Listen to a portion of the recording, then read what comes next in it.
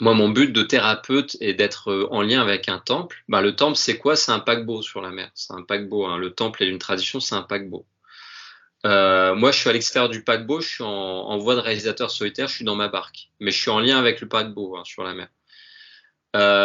Donc la personne qui est en train de se noyer, celle qui est prise dans le système on va dire consumériste, sataniste, au niveau de son cœur, il se noie. Il n'est pas du tout, je veux dire, il sait pas nager, quoi, au niveau du cœur.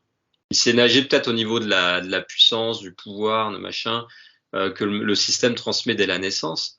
Mais au niveau d'ouvrir son cœur et au niveau d'accepter l'humain et au niveau de vivre les lois traditionnelles pour retourner à Dieu, quand on n'est pas connecté à un corps mystique d'une tradition, on se noie en fait. On peut perdre son âme. À l'heure actuelle, il y a une grande majorité de l'humanité qui est en train de perdre son âme. Ouais, c'est évident ce que tu dis parce que on le voit sous nos yeux. Hein. C'est assez, c'est dingue en fait. Et moi, je l'ai vu. Moi, si tu veux, les propos que tu tiens, je l'ai vraiment vu à Dubaï. Je vois ce que c'est perdre son âme Ouais. ou la vendre au diable. Ouais. Là, vraiment, j'ai eu la définition sous mes yeux de ce que c'est. Vraiment, je pouvais pas. En fait, on se rend pas compte souvent en Europe parce que c'est adouci. Il y a un côté plus doux, plus plus fourbe. Et en fait, quand on va là-bas, à Dubaï, tout est extrême. C'est-à-dire que c'est pas caché, c'est Ouais. posé. Donc on le voit et on le sent directement. C'est vraiment l'impression que j'ai eue, mon expérience personnelle. Ouais. Euh, et c'est très fort. Donc du coup, on peut pas. Ça, c'est. Alors après, on croit que en Europe, il n'y a pas tout ça. Mais si, c'est caché. Tu vois, c'est dissimulé. C'est ça en fait. Ouais. Tu Voilà te la souviens? vérité. Et Ouais. enfin, oui, oui. Excuse-moi, hein, je t'ai Allô. coupé, fini. Ah, je te dirai après. Non, vas-y, si tu veux dire quelque chose, il n'y a pas de souci. Je Ouais. t'écoute. Tu te souviens au début du travail, je t'ai dit, bah moi je suis là ici au Brésil. Je suis en lien avec des expériences d'indigènes où je travaille ce qu'on appelle la voie des ancêtres. Tu te souviens de ça? Je t'en ai parlé au début. Ouais, les pâtes à choux, c'est ça? Ouais, les pâtes à chaud. Donc moi, depuis 2012, je fais une étude anthropologique autodidacte. Et donc, quand je fais passer des entretiens pour faire des accompagnements tels que tu es venu il y a un an, bon, bah, je t'ai dit, bah, on va faire un petit travail au niveau psychologique. Puis je te propose aussi, avec la numérologie, bah, la trame, hein, pour faire un travail au niveau vibratoire et d'explorer un peu ces mémoires en toi qui te bloquent de ce qu'on avait vu dans ton thème. Hein, tu te souviens de cet échange qu'on a eu? Je m'en souviens très bien, ouais. Mm, mm, mm. Et ce que je dis souvent, je te l'ai peut-être dit ou pas d'une certaine façon, c'est que la voix des ancêtres, bon, bah, ça nous permet d'explorer notre pouvoir intérieur pour se révéler dans notre personnalité. Mais au bout d'un moment, il nous est demandé de lâcher ce pouvoir qui peut s'accumuler pour aller dans une voie de pleine confiance. Hein, je sais pas si tu te souviens de cette image d'Indiana Jones dans le 3, il ferme les yeux et puis il franchit le pont, l'obstacle invisible, tu vois, le vide, c'est le pas de la foi en fait. Ouais, je vois ce que tu veux dire exactement et tu me l'avais dit à cette époque-là déjà. Je m'en souviens très bien. Tu utilises à chaque fois cette image avec moi, donc Ouais. comment pas m'en souvenir? Bah, je pense souvent à cette image parce que j'aime bien bah, les films, c'est populaire. Moi, j'ai étudié un peu les textes sacrés. Et avant de les étudier, j'étais à fond baigné dans les films, les séries. Donc, c'est pour ça que je pense souvent pour parler bien continuer les accompagnements simplement. Et c'est des bonnes images qui parlent. Et à un moment, bah, dans cet accompagnement qu'on a fait ensemble, je t'ai senti, bon, bah voilà, on est arrivé à un certain cap. Hein, souvent, dans les accompagnements et thérapies, on arrive à un plateau. Et ce plateau, Ouais, un bah, on plafond de sent, verre. bon, point à ce moment-là, quoi.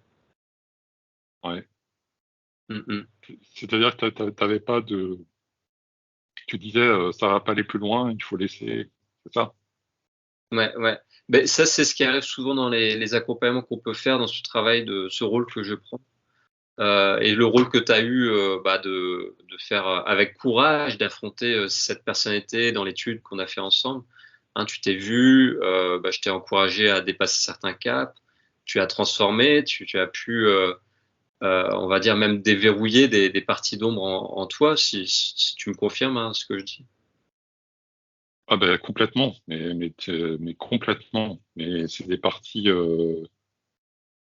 Ouais, c'est une découverte, si tu veux, c'est une découverte par rapport à la réalité. C'est-à-dire, c'est un contact à la réalité. Je trouve que c'est très important parce que on se dit, quelque part, on se cherche, on se découvre par rapport à ce qu'on vit, l'expérience par rapport au brut de la réalité. Moi, je pense, hein.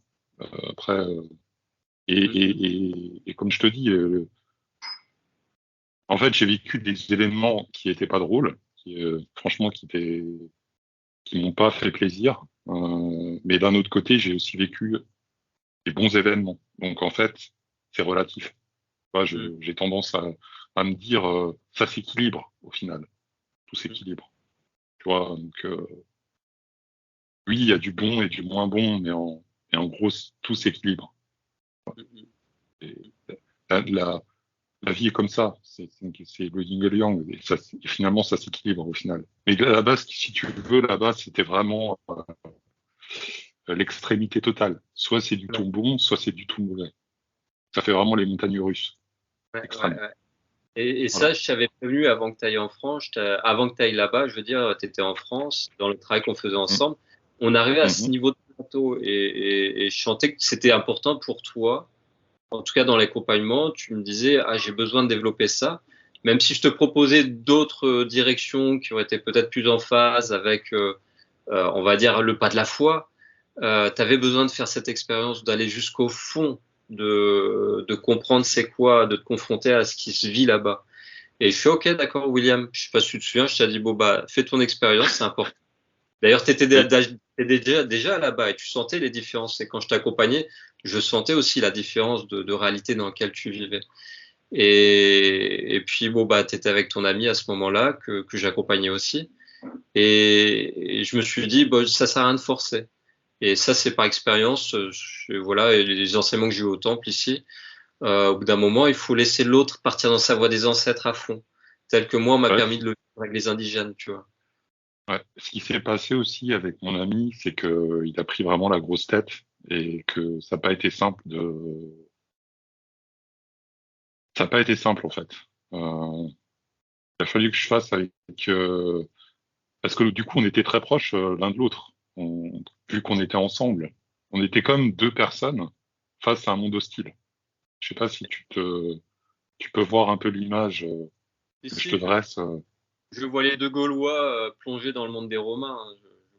Je vois un peu le Un tableau. peu, c'est un peu ça. Et donc, t'as un des deux Gaulois, en fait, part complètement en cacahuète. Et moi, j'étais en train de recoller des morceaux. Essayer. J'ai bien essayé. Je tentais de recoller des morceaux et de ramener à la raison mon ami, qui n'est pas revenu à la raison, au final. Mais c'était ça, en fait. Donc, du coup, avec l'énergie extérieure qui était qui me pompait énormément, plus le fait que mon ami aussi me pompait de l'énergie, je pense que j'étais pas dans les meilleures dispositions. Aujourd'hui, je suis beaucoup plus calme, tu vois, beaucoup plus posé et moins tourmenté comme ça. Et Mm. là-bas, c'était infernal. C'était Et qu'est-ce vraiment ouais, de quoi? ouais, je vais te poser la question parce que là, bah, je peux dire, j'enregistre, mais on se connaît dans ton histoire. Maintenant, cet enregistrement, bah, comme je te l'ai dit, tu es d'accord pour ça, c'est de l'exposer face à un public. Et ce public qui connaît pas vraiment ton histoire, est-ce que tu pourrais me dire pourquoi, ou nous dire, en tout cas dans Mhm. ce que les gens ne connaissent pas de toi, c'est pourquoi tu es parti là-bas? Qu'est-ce que tu es parti réaliser à l'autre bout du monde, dans ce désert arabe, que tu pouvais pas vivre en France? En fait, je voulais vraiment monter une entreprise sur le web. Je voulais entreprendre et Et en fait, c'était tout. J'avais pas d'autres ambitions particulières. Je voulais pas, par exemple, vivre là-bas. Comme en fait, on peut gérer ces sociétés à distance aujourd'hui, il n'y a pas trop de notion si tu veux, on peut ouvrir une société dans n'importe quel pays. Et il n'y a pas de, il y a pas de dimension géographique exclusivement. Donc mon but, c'était ça. Et je m'étais donné 15 jours. Et au final, je suis resté 4 mois là-bas. Et j'ai bien galéré. Et voilà, avec tout ce qui s'est passé, tout ce qu'on s'est dit, hein, je vais pas revenir sur tous les détails, mais en gros, j'ai invité un ami pour l'aider aussi à entreprendre, puisque lui, il avait démissionné de son travail parce qu'il en avait marre. C'est ça l'histoire.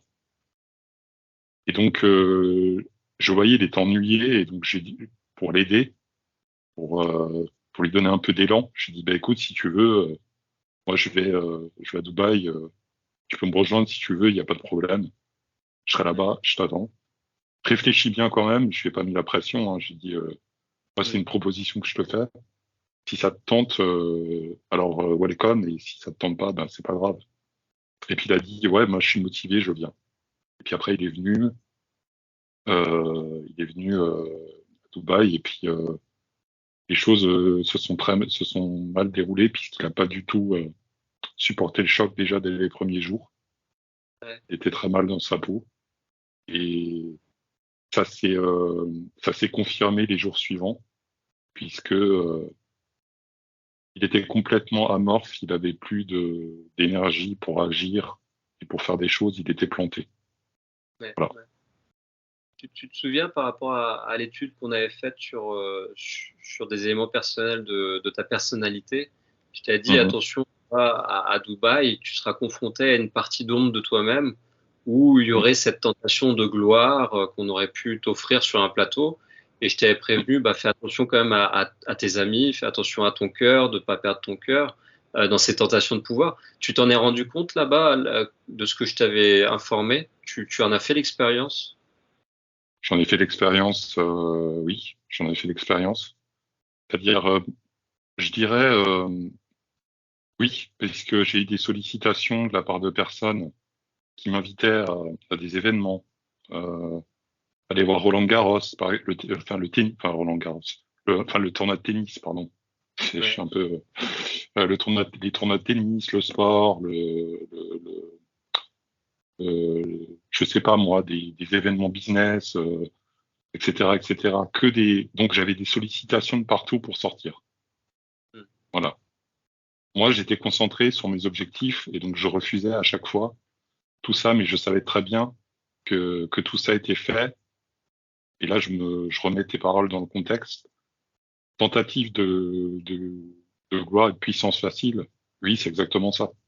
C'est-à-dire que on te fait miroiter des choses, les gens, les fréquentations, l'énergie, te fait miroiter que c'est facile et que tout est possible, que tu vas y arriver facilement, alors que c'est pas vrai. Pas vrai du Ouais, tout. ouais, ouais, ouais. Donc Et ça, t'as vu cet envers oui, du décor de ton ami, quoi. Tu l'as vu sombrer là-bas où il s'est perdu dans ses tentations. il s'est perdu dans ses tentations exactement. Il avait des frustrations par rapport à certaines choses. Et puis, bah, il s'est perdu là-dedans. Euh, et en fait, quand il a commencé à mettre un orteil, si tu veux, dans ses addictions, enfin dans ses tentations, on va dire, parce que c'est pas une addiction, au début c'est une tentation, d'accord? Ouais. Quand il a mis un orteil dans ses tentations, après ce qui s'est passé, c'est que c'est devenu une addiction, c'est-à-dire que c'était fini. Et parce que l'énergie, elle est tellement forte qu'elle t'entraîne. Si tu te laisses tenter, je vais prendre un peu ses propos, c'est comme si tu te laisses tenter par le diable, en gros. Ouais. Donc tu ouvres ta porte, et donc du coup c'est fini après. Parce que c'est tellement fort que ça t'aspire, chut, complètement. Ouais. Il faut résister, il faut résister. Et moi j'ai su résister, c'est pour ça que j'ai réussi, parce que je me suis pas laissé pénétrer, je me suis calfeutré, je me suis pas laissé pénétrer par l'énergie extérieure. J'ai fermé les portes, Mhm. tu vois. Ouais. Donc toutes les sollicitations extérieures, je refusais systématiquement. Toutes les personnes, je refusais de les voir. Je gardais mon jardin secret inviolable parce que je tolérerais pas qu'on piétine mes plates-bandes.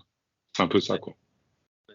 C'est ça qui m'a sauvé, puisque mon ami n'a pas fait ça. Il s'est laissé envahir par euh, son environnement, qui était pas bon.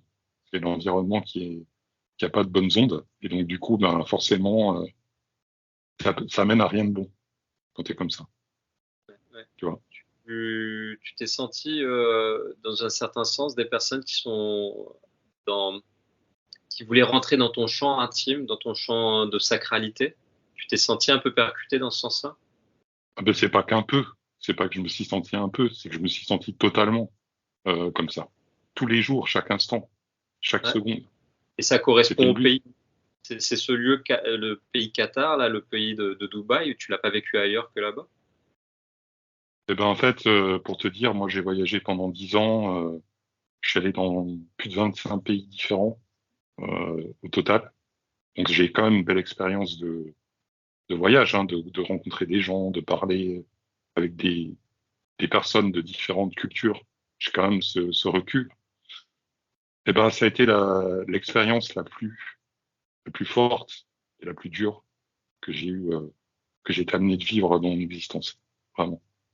Donc quand je te dis ça, c'est que c'est vrai. C'est que pour vrai, je suis quelqu'un qui a pas mal vadrouillé, donc si je te dis un truc comme ça, c'est que je suis véridique. Et, et je te dis ça, et c'est ma dernière expérience en date, Ouais. plus. Donc bien sûr que ça fait réfléchir. Ça fait réfléchir. Merci de ton témoignage, hein, William. C'est super important parce qu'il y a beaucoup de personnes qui font la même expérience que toi ou ton ami Ouais. et qui se retrouvent au pied du mur, qui se retrouvent à tout perdre et qui se Ah non, non, mais retrouvent. pour compléter tes propos, maintenant mon ami, j'ai plus de nouvelles de lui. Je Ouais, sais plus qu'est-ce qu'il devient. Il a complètement sombré. Il a la tête dans le caniveau. Et, et, euh, et je suis très inquiet pour lui. Et franchement, si j'ai un seul conseil à dire aux personnes, c'est que si des personnes veulent faire quelque chose là-bas, c'est important qu'elles aient déjà travaillé sur elles-mêmes, qu'elles soient fortes psychologiquement. Parce que, en fait, ce pays ne pardonne aucune erreur. Si on fait une erreur, si on se trompe une fois, c'est fini. C'est-à-dire que c'est intransigeant et on peut pas se reposer. On peut pas avoir la conscience tranquille. ouais. Et T'as c'est ce pas que j'ai senti, expérimenté. ouais, Pardon? t'as pas senti au niveau de l'islam, au niveau traditionnel, un cœur aimant? Je veux dire, là-bas, la tradition, c'est musulmane, de Alors, l'islam. Comment tu l'as vécu, ça, ce côté judéo-chrétien, parce que tu es plus mhm, chrétien, hein, ce que tu m'as dit. Comment tu l'as vécu, ouais. toi, là?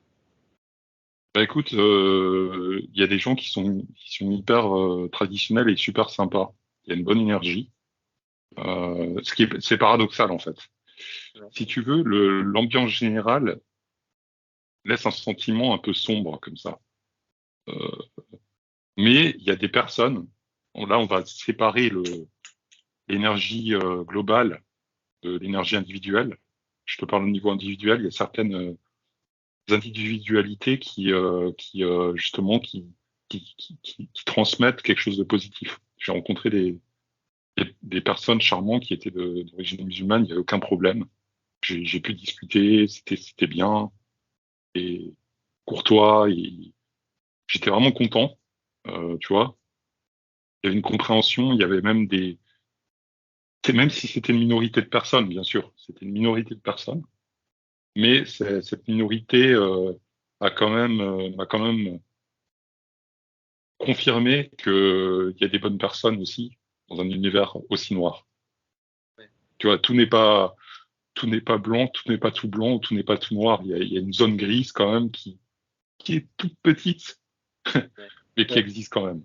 Et ouais, ça m'a remis le sourire à la bouille parce que je me suis dit, bah oui, quand même, dans un endroit aussi contrasté entre blanc et noir, il y a quand même du gris. Même si ça représente, je sais pas moi, 2 ou 3% de la population totale. ouais, Et ouais, ces personnes-là, je veux dire, elles étaient peu nombreuses, mais elles étaient exceptionnelles. J'ai rencontré. Il y avait vraiment une foi inébranlable dans leur tradition. C'est ce que j'ai ressenti en tout cas. Voilà. Et tu as même rencontré Bien. là-bas une personne à qui tu Mhm. étais vraiment en harmonie. Quand Oui. ton ami n'allait pas bien, était parti un moment et tu as rencontré une personne que tu as aidée qui allait pas bien. Cette personne n'allait pas bien non plus. Et ça Mhm. t'a fait du bien à ce moment-là de te rapprocher et d'aider cette personne. Bien sûr, ouais, parce que j'étais dans un acte de compassion et en fait, ça m'a reconnecté, si tu veux, au don de soi. Et quelque part, ça m'a aidé aussi. Ça m'a aidé à traverser ce périple qui a été assez animé en émotions et en péripéties. Et ça m'a ressorti grandi et surtout, ça a mis une distance par rapport à tout ce que j'ai vécu, encore plus.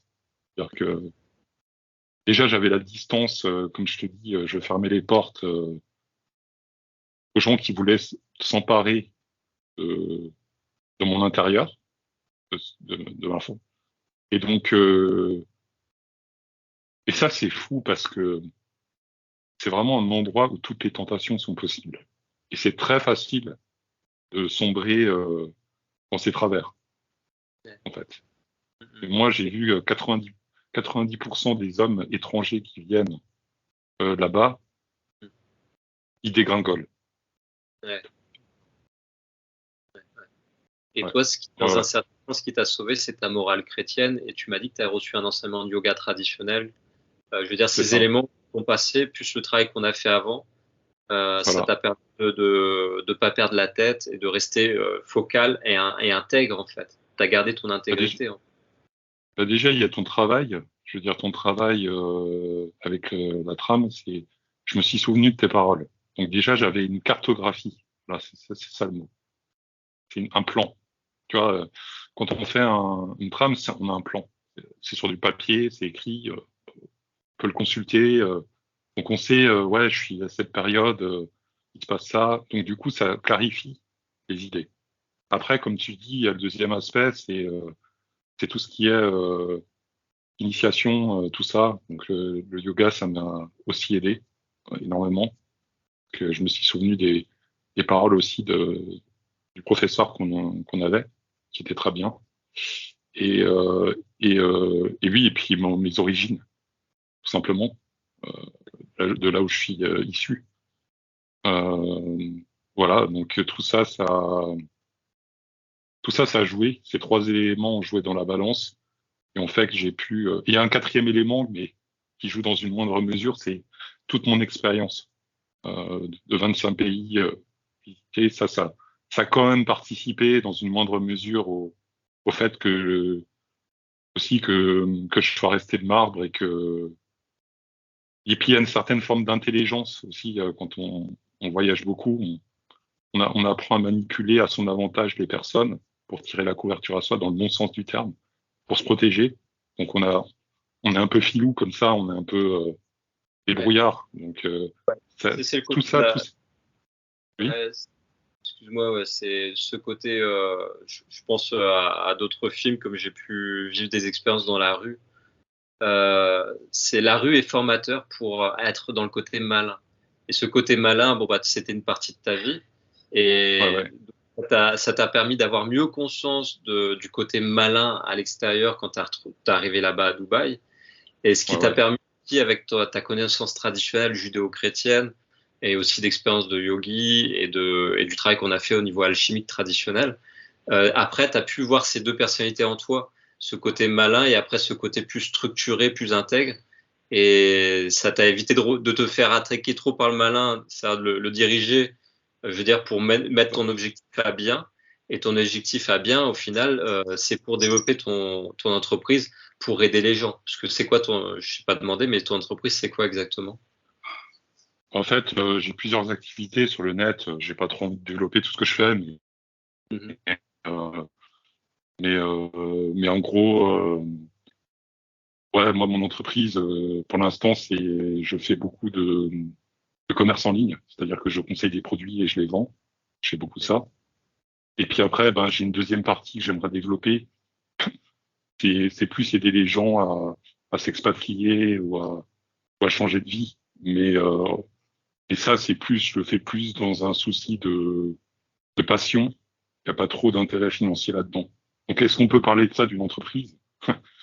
Je sais pas. Oui, peut-être. Mais ça, c'est plus la passion qui m'anime. J'ai Ouais, deux côtés, en fait. Voilà, voilà. Ouais. c'est. Donc, en fait, Ouais, oui, excuse-moi. je t'en prie. C'était juste pour Je t'en prie. synthétiser ce que tu viens de dire. C'est-à-dire que tu as l'aspect commercial qui va te donner une base de puissance matérielle. Et puis après, tu as tes notions qui sont liées à ta moralité, à ta tradition, que tu te sens passer, aider les gens à passer d'une étape à une autre de leur vie. Moi, je sais que souvent, j'accompagne des personnes qui sont thérapeutes ou formateurs et je vais leur donner des éléments qui vont leur permettre de réaliser plus leur côté passion, comme tu dis, pas d'en faire un métier, mais que ça soit plus en lien avec cette puissance matérielle et que après que ça véhicule en fait. Au lieu que ça soit de temps en temps, qu'il y ait plus de présence pour que ça se fasse en continu. Je sais pas si tu comprends D'accord, ce que ouais. je veux dire. Oui, oui, je comprends. C'est-à-dire que la passion, elle te permet de faire plus de choses, matériellement aussi. Ça. Mm, mm. Bah, D'accord, ouais. que ce côté que tu souhaites réaliser cet objectif qu'on a vu dès le départ dans l'accompagnement, que tu ailles aller le réaliser jusqu'au bout. C'est-à-dire que tu développes ton Ouais. entreprise d'aider les gens avec une certaine clarté. Avec les outils traditionnels ou les outils de développement personnel que tu as pu vivre en parallèle de la tradition, et que les deux, en fait, au final, t'emmènent à aller jusqu'au bout de cet idéal qui est là, la bonne étoile, qui te fait monter, en fait, dans ton cœur, là où tu te sens le plus à l'aise. Ouais, en fait, il y a deux aspects. Quand je disais entreprendre, il y a deux aspects. Déjà, il y a l'aspect où je me forme. Donc là, en ce moment, j'apprends à faire des sites internet. Donc quelque chose que je découvre qui me plaît énormément. Donc aider les personnes, ça peut être sous différents angles. Ça peut les aider à s'émanciper financièrement en leur apprenant certaines compétences, les formant. Par exemple, je sais pas moi, créer sa boutique en ligne, etc., etc. C'est un exemple que je donne, hein. Mhm. Et ça peut être aussi plus sur l'aspect, tu vois, sur l'aspect expérience humaine. C'est-à-dire que dans mon parcours, j'ai voyagé dans plus de 25 pays en 10 ans, l'espace de 10 ans, ce qui est quand même assez, ouais, c'est conséquent. Et puis j'ai un recul par rapport à beaucoup de choses. Et c'est pas forcément de la technique, c'est de l'humain. Il y a aussi un aspect humain. C'est-à-dire que quand on traite avec un client, n'importe de n'importe quel type, n'importe quelle croyance, tout ça, il y a un aspect humain à prendre en compte. Je pense qu'il y a il y a un côté comme ça. Et on peut pas dire, toi, tu fais ci, tu fais ça, parce que c'est Ouais. comme ça. C'est pas objectif, en fait. On Et, ça, guide, voilà. ouais. C'est Et juste. ce côté à Dubaï, cet aspect humain, tu t'es senti valorisé ou étouffé là-bas? Dans quel sens l'aspect humain? Parce que Ah, j'essaie de c'est-à-dire, comprendre la question. c'est-à-dire là, bon, tu as eu cette expérience, toi, c'est dans le commerce. Et le commerce là-bas, comment tu l'as vécu? Tu l'as Mm. vécu comme un aspect de dominer les autres êtres humains ou de les émettre, de les mettre dans leur côté de valeur humaine? Non, non, non, non, non, clairement, là-bas, ce que j'ai vécu, c'est l'esclavagisation de la nature humaine. C'est-à-dire que c'était vraiment le commerce dans son paroxysme. Euh, En fait, c'est l'argent qui fait foi. Une fois que tu as un billet, c'est bon, tu peux tout acheter. Tu vois, tu peux acheter ta conscience, tu peux acheter euh, la justice, enfin, tu peux tout acheter, quoi. En fait, en gros, c'est un Far West. Voilà. Ouais. Bon, Et, merci. et j'ai pas envie de dire du mal de Dubaï parce qu'il y a des bons côtés.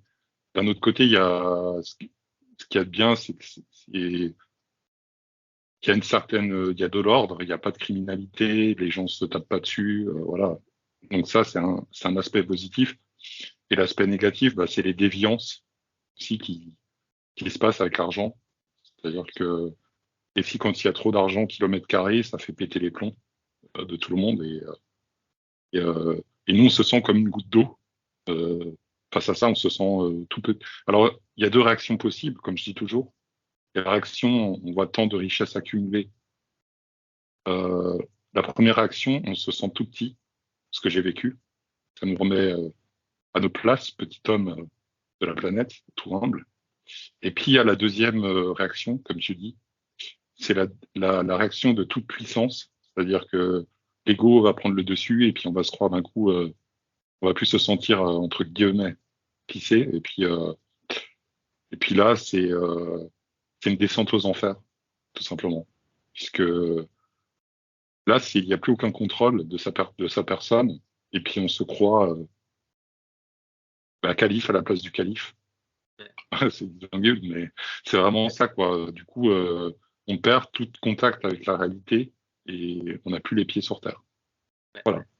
Parce que, comme je te disais, sur les aspects traditionnels, pour expliquer un peu au public qui regarde cette vidéo et qui ne comprend pas, qu'est-ce qui se passe dans cette fin des temps au niveau traditionnel? On voit qu'au début, l'islam s'est créé à Petra, dans un temple plus dans le désert, qui est vu comme un musée maintenant où les touristes vont visiter. Et qu'après, il y a eu la partie de la Mecque, avec la Kaaba, où toute la tradition d'islam tourne autour de la Mecque. Et à l'heure actuelle, il y a une dénaturation du plan spirituel qui se fait au niveau de Dubaï, avec toute cette richesse, où les djinns, les démons, en fait, les forces matérielles, ont pris possession, on va dire, plus des humains, tel qu'on peut voir un peu dans un film que les frères Wachowski ont réalisé avec leur histoire de Matrix. Il y a eu des petits dessins animés comme ça qui s'appellent Animatrix. Et on voit à un moment une ville qui ressemble à Dubaï, qui monte en pleine puissance, comme ça, dans la puissance matérielle, avec l'argent, mais aussi l'intelligence artificielle qui se développe. Et cette intelligence artificielle qui finit par asservir l'humain et de créer un désert de l'âme humaine au niveau de ce désert aussi matériel. Et bon, d'après ce qu'on voit au niveau prophétique de cette fin des temps, ce lieu, tel que tu l'as pu le vivre, William, est en train de perdre les humains qui y passent. Mais comme on dit, dans les dans les lieux les plus sombres, on peut aussi voir des lumières scintillantes. Et comme tu as dit, ton expérience, tu as rencontré des étoiles dans cette sombre attitude au niveau de l'âme humaine. Et ça t'a réchauffé le cœur et ça t'a même permis de ne pas partir dans les fins fonds comme ton ami et d'aider une autre personne qui était dans la détresse à ce moment-là, cette personne que tu as rencontrée pendant un certain temps. Tu as aussi donné un autre élément que tu connaissais pas toi-même, c'est-à-dire toute cette bravoure et aussi de cette compassion que tu pouvais développer dans ces moments les plus sombres. Ouais, exactement, je me suis découvert une autre facette de ma personnalité que j'avais peut-être pas intégrée jusque-là. Et forcément, ça te transforme positivement. Et surtout, ce dont je me rends compte, c'est que ça te rend plus humble, encore plus. En fait, ouais, c'est ça. Comme je te dis, il y a deux réactions là-bas. Soit tu deviens très prétentieux, soit tu deviens de plus en plus humble. Et moi, c'est ce côté-là qui s'est passé, c'est l'humilité. On va développer ça. D'accord. Ouais. Même si même si des fois je suis prétentieux aussi, attention, j'ai un caractère, mais je dirais dans la façon d'être plutôt. Ouais. Ouais, c'est parce que mon ami il est parti parce que quand on a le désir de contrôle et de puissance, on veut tout contrôler de sa vie, tout ce qui se passe, on finit comme ça.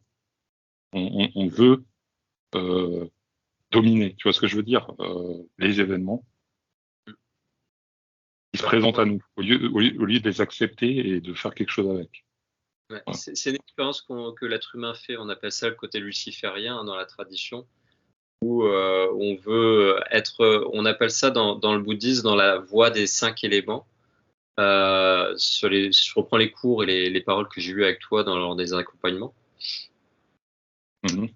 Le 5e élément, on va travailler sur les niveaux des brillances, c'est-à-dire la spiritualité, l'élément le plus vibrant qu'on appelle l'éther dans la tradition de l'alchimie, va soit nous mettre dans notre ego, c'est-à-dire dans l'ego, on va être dans des comportements de conscience coordonnante, c'est-à-dire qu'on coordonne les choses, on va analyser, calculer pour faire son plan, business plan, réaliser tant de bénéfices. Tu vois, ça c'est le côté le plus manipulateur, pervers, narcissique, où on se regarde le nombril autour de sa richesse, matérielle. Et ça, c'est un côté luciférien, c'est la dénaturation de la voie chrétienne. Et c'est la dénaturation de toute tradition. Donc, à l'heure actuelle, Dubaï est l'expression terrienne de la dénaturation de la voie. Je parle de l'influence qui se passe là-bas. Je ne parle pas des gens, de tout le lieu non plus. Mais en tout cas, c'est une influence qui montre ça. Et à côté, on peut garder avec la voie traditionnelle et initiatique, telle que tu as reçue par les influences de la trame, de cette étude aussi de tes axes du préternaturel au travers de la numérologie. On a fait cette expérience de voir toutes tes facettes et de voir au mieux comment en tirer plus de quintessence au lieu de se perdre dans des côtés d'ombre de facettes. T'as emmené à vivre des expériences fortes, profondes, descendu dans ta voie des ancêtres.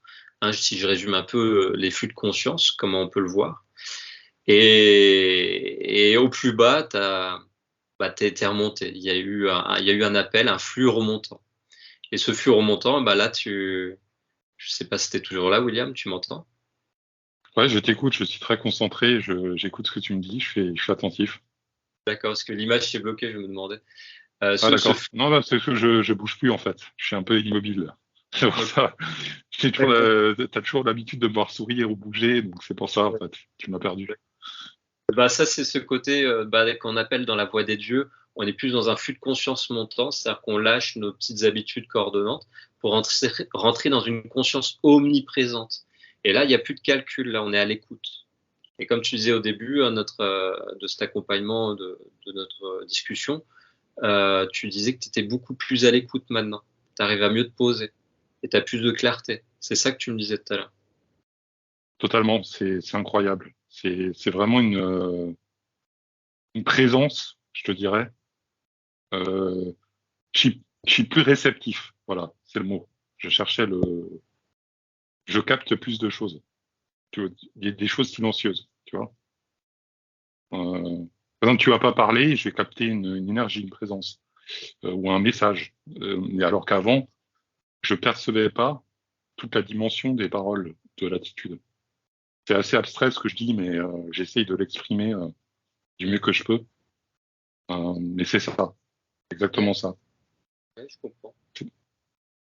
Donc, et je pense que si on n'a pas vécu certaines expériences de n'importe quelle nature, hein, ça peut être la mienne ou ça peut être une autre, hein, c'est pas important tout ça.